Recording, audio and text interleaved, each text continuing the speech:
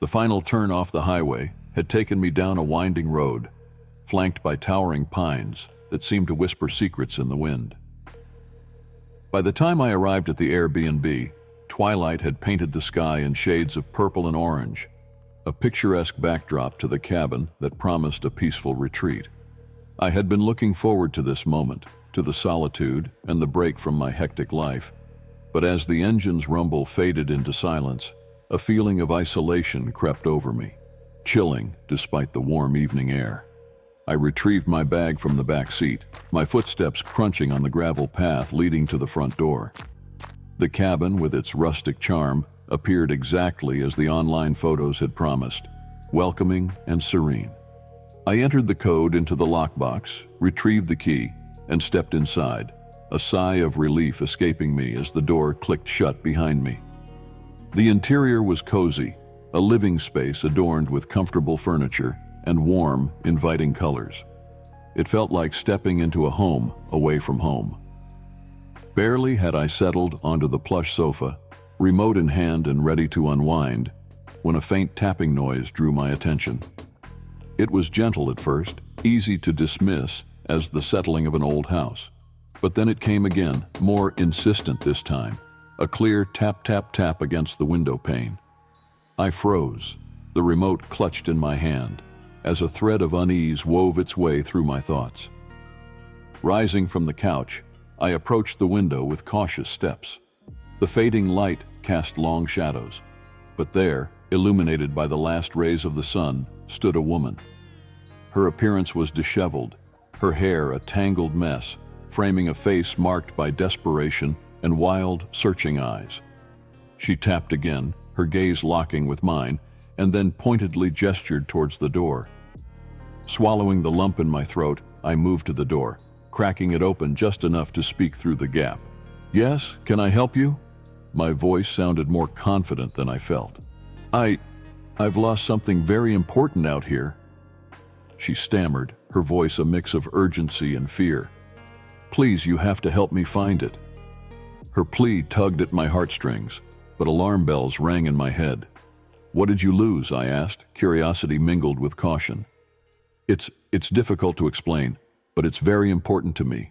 You must help me look," she insisted, her eyes darting around nervously. I hesitated, the situation feeling increasingly off.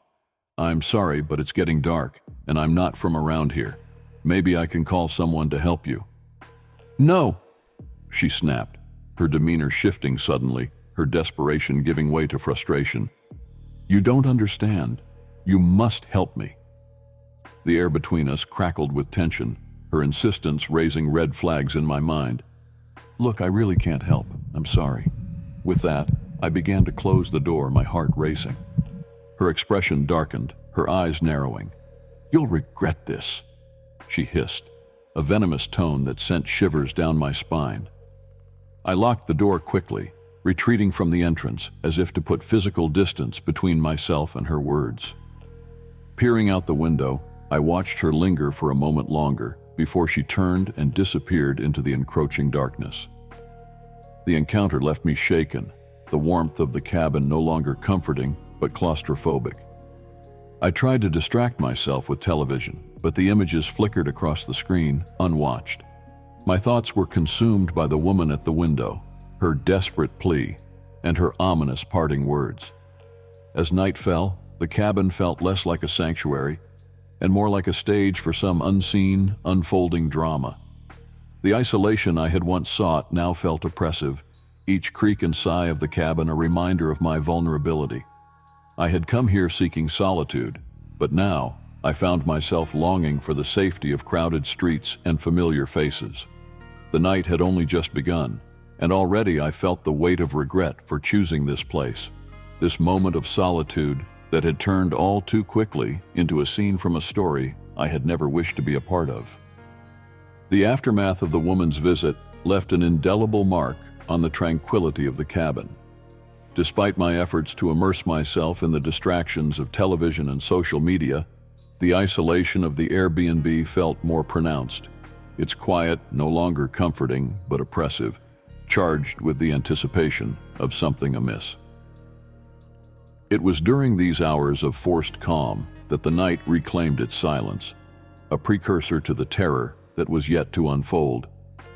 The clock's hands had barely passed midnight when the subtle, almost imperceptible sound of footsteps on the graveled driveway pricked at my senses, wrenching me from the edge of sleep. My mind, already taut with anxiety, raced with possibilities, each more frightening than the last. The footsteps ceased, replaced by a silence that felt heavy, expectant. I lay there, breath held, listening for any hint of movement. That's when the faint metallic sound of someone tampering with the lock reached my ears. Panic, sharp and immediate, surged through me, rooting me to the spot. "Who's there?" I managed, my voice barely above a whisper, as if speaking louder might hasten the impending threat. There was no answer, only the continued scraping against the lock, more insistent now. The reality of my situation crystallized in those moments. I was alone, far from help, with an unknown assailant determined to gain entry. Seized by a sudden impulse, I reached for my phone, dialing 911 with trembling fingers. The dispatcher's voice was a lifeline in the darkness.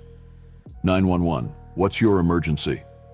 "There's someone trying to break into my Airbnb. I'm alone and I don't know what to do," I stammered, the fear evident in my voice. "Stay on the line with me. Help is on the way. Can you secure yourself in a room?"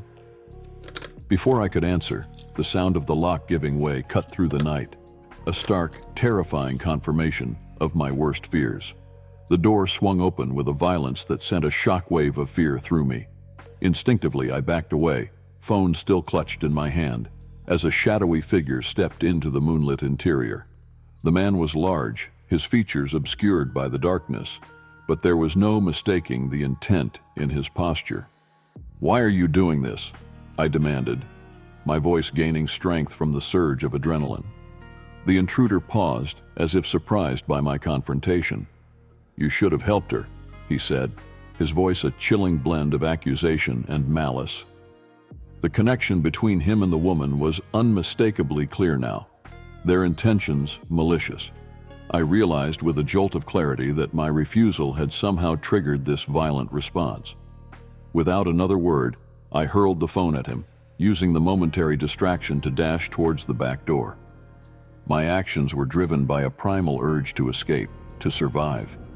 Behind me, I heard the intruder curse as he recovered, his footsteps heavy on the wooden floor as he pursued. But the night outside offered a sliver of hope, a chance to lose him in the darkness. I didn't look back as I ran, the cold air burning my lungs, the uneven ground a treacherous terrain under my feet. The distant lights of a roadhouse eventually emerged as a beacon of safety, guiding me towards refuge. The sound of sirens in the distance signaled the arrival of help, but by then, the intruder had vanished, leaving behind a trail of fear and unanswered questions. The police conducted their search, their flashlights cutting through the darkness, but found no sign of the man or his accomplice. Sitting in the back of the ambulance, wrapped in a blanket, I recounted the night's events to a sympathetic officer. The reality of my ordeal was sinking in, the adrenaline fading to leave behind a profound sense of vulnerability. "We'll do everything we can to find them," the officer assured me, his voice firm yet gentle. But as I looked back at the dark silhouette of the cabin, a shiver ran through me. The Airbnb, once a promise of solitude and peace, had become a scene of my most terrifying encounter. The ordeal had ended, but the shadows of that night would linger, a haunting reminder of the fragility of safety and the unpredictability of strangers.